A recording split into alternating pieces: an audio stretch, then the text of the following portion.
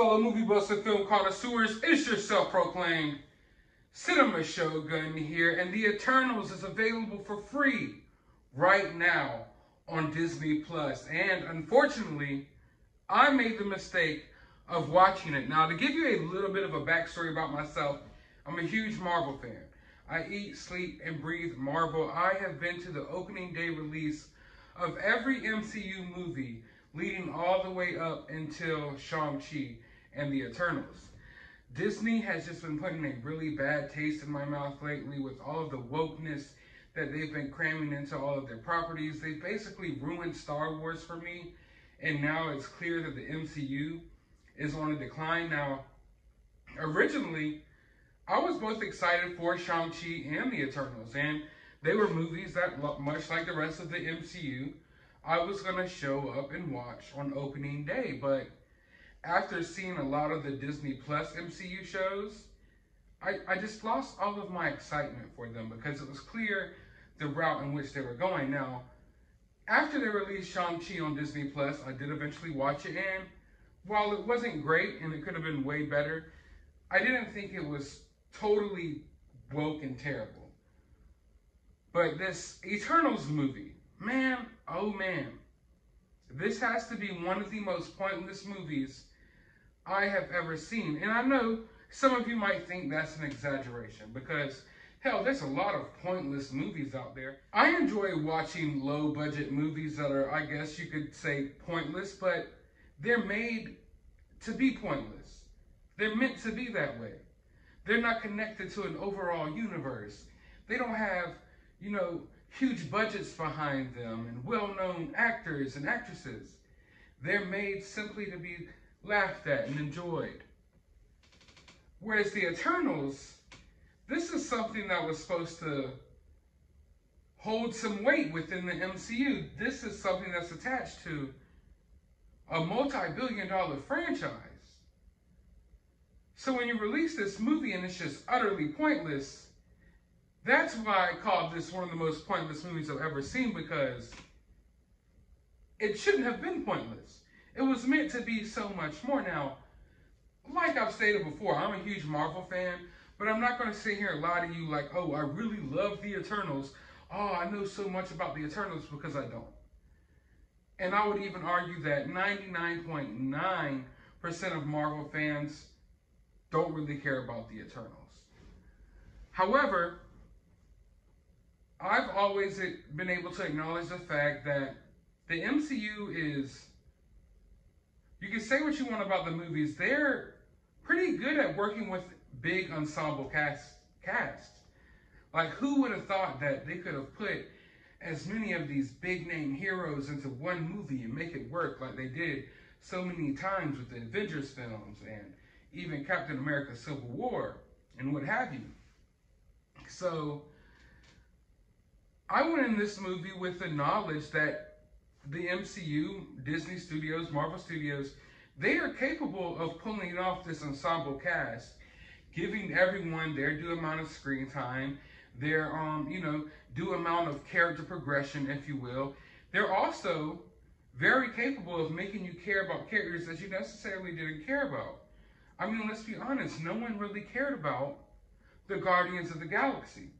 But the Guardians of the Galaxy came out. Once again, it was a movie with an ensemble cast. They juggled all of the characters really well, and they made you form connections with those characters. By the end of the Guardians of the Galaxy, they were some of your favorite Marvel characters, I would probably argue.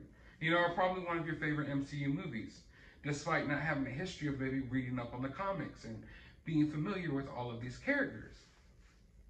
So going into The Eternals, I knew that Marvel and Disney were capable of pulling it off if they tried.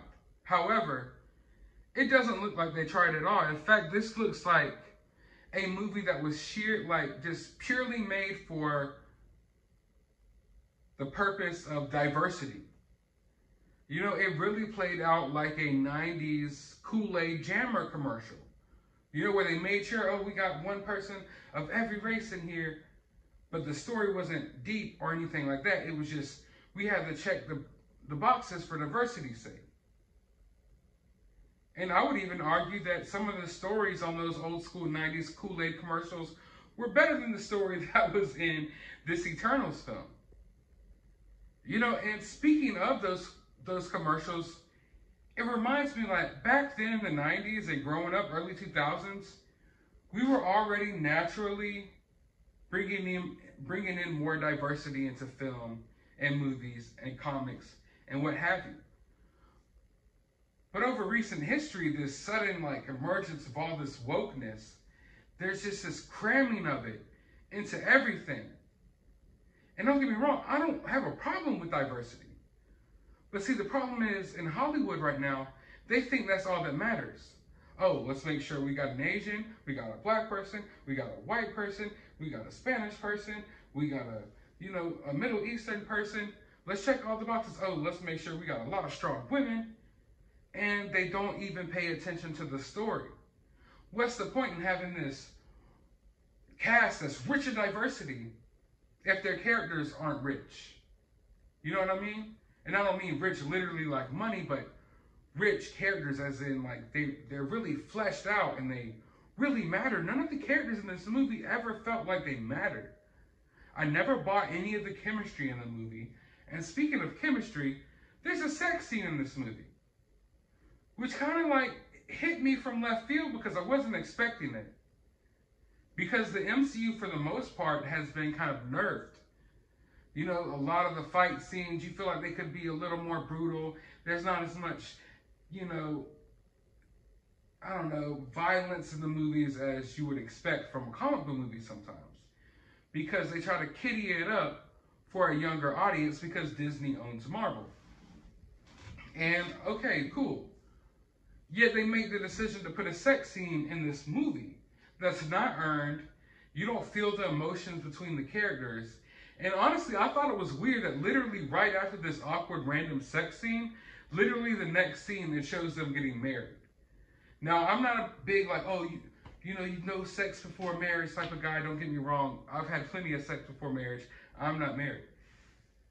But what I'm saying here, it was like almost a sign, like it just seemed like a jab at, just a jab at everyone that believes that you shouldn't have sex until marriage, almost. Like, that's almost how it played out to be. In this movie that was supposed to be so progressive, if you will, you know, trying to bring in, like I keep saying, the super diverse cast, and this is supposed to be monumental for everyone. And this movie should show kids how they really should be. Yet, they had to throw in a sex scene, which shows me that in this movie, that it's not about teaching a younger audience to be more accepting. This whole thing about diversity, it's not about teaching younger people to be more accepting at all. Because if that was the case, this movie that has been a flagship of diversity that I will argue was literally only created for diversity's sake. Only to say, hey, you remember that one time we put out the Eternals movie and we had literally one person of every race in the cast? Well, we did that. There goes our virtue signal. There goes our good deed. Never mind the fact that we're working in lost slave camps in China. Never mind the fact that when we market these movies in China, we take the people of color and we minimize their pictures on the movie posters. Never mind that. So I'm watching this movie. The sex scene happens. And it really makes me start thinking, like, what really is the agenda here? You know, this whole agenda that's supposed to be about diversity and things of that nature and being more accepting of gay people and trans people or whatever the hell have you. It really seems like almost a perverted movement that's really just there to manipulate kids, because if this movie was supposed to be about kids and teaching kids to be more accepting, then why is this the one Marvel movie with the sex scene when all these other Marvel movies do not have that? And there's one character in here that was just so sickening. I think its name was Sprite. You could clearly tell it was their take on like a non-binary, genderless person. And the character was just absolutely sickening to its core. In fact, this whole movie was pretty sickening. The whole movie was just filled with mumbo jumbo. You know, I'm a big sci-fi guy. I'm a big comic book guy. I'm into Lord of the Rings. I'm into all of this pop culture stuff. And I often watch movies with people who aren't. Have you ever watched a movie with someone who just really doesn't get it? It happens to a lot of people with Star Wars. You know, I think the Marvel movies are a little easier to follow. But, well, not this one, but you've ever watched a movie with someone who wasn't into the things that you were into? They weren't really into the movie. And you felt like you kept having to explain it to them? I felt like one of those people for the first time in my life while watching this movie. And it wasn't because I couldn't understand what was going on screen. It was because it was just utterly pointless. All of the lines were just a bunch of mumbo jumbo. Almost every single joke in the movie fell flat. I would argue the best character in this movie is just some random guy who's not even an Eternal, who's just following one of the Eternals around with a camera. The whole movie was just so bland. And I'm really upset that they sold this movie on the fact that there was supposed to be a lot of natural lighting in the movie and a lot of on-set location filming, because that's what I love about movies. I hate this modern day films that are all just filmed in front of a green screen. Like most of the MCU movies we watch, they're filmed almost 100% in front of a green screen. They're never outside on location. You never get to see beautiful sights of New York or the countryside or mountains. None of that. You see CGI versions of that, but the trained eye can tell the difference. I mean, the normal eye can tell the difference between a lot of this stuff. So they hyped the movie up that there was going to be a lot of natural lighting and on-set filming, and for the most part, the few scenes that were that way were all crammed into the trailer, so there really wasn't that much of that.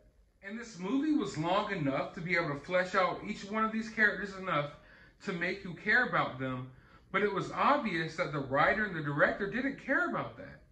What they cared about was checking these diversity boxes. They cared about making sure one of these characters was gay and had a husband just for absolutely no reason, even though it added nothing to the story. The guy's story was that he was upset with humanity and he was done with humanity. Next thing you know, he's got a husband and a kid for no apparent reason. But hey, we got to put that in the movie. We got to spend enough time just to show you these guys kissing real quick, even though it has nothing to do with the overall story of the movie. And I would argue there really hardly is no overall story of this movie. And then they're fighting these CGI creatures the whole time that look unoriginal and stupid. And then, like, I'm watching this, and Angelina Jolie is in this movie. And Angelina Jolie is a great actress. I would argue that she shines well above any of her co-stars in this movie. I mean, that's what you would think anyway. But she literally phoned the whole thing in. I have never seen a performance that bad from Angelina Jolie. And one of the worst performances in the MCU thus far. Angelina Jolie totally phones this movie in. She never shows one ounce. Oh my God. She doesn't show 1 ounce of emotion. There's one point where her friend literally dies in her arm. And she's like, I guess goes to cry. And me and the person I'm watching the movie with, we just look at each other and we bust out laughing. Because it was so emotionless. Everyone was so emotionless. And that's why I was just like, is this what they're really trying to get across? All of the suits that they wore, they blended in together. They were colorful and they stood out in some scenes, and I liked them in some scenes. But for the most part, they weren't that creative. They all kind of blended in together. And this whole movie just seemed really monotone-ish. And it just seems like the route that they want to take the world this route. Where, like, you don't have as much emotions. The emotions you do have, you overreact on them. You're confused about who you are. It's just, this whole movie was just one big train wreck. Devoid of anything that mattered. Like, I can't find a single shred of enjoyment in this movie. I didn't find a single shred of attachment to a single one of these characters. Not even for a slight moment. There was nothing here. It was absolutely nothing here. And like I said, it's a perfect example of when a movie exists, not to be a movie, not to tell a story, but just to check boxes. Because that's all this movie did. Was it check the boxes? We got a gay character, straight.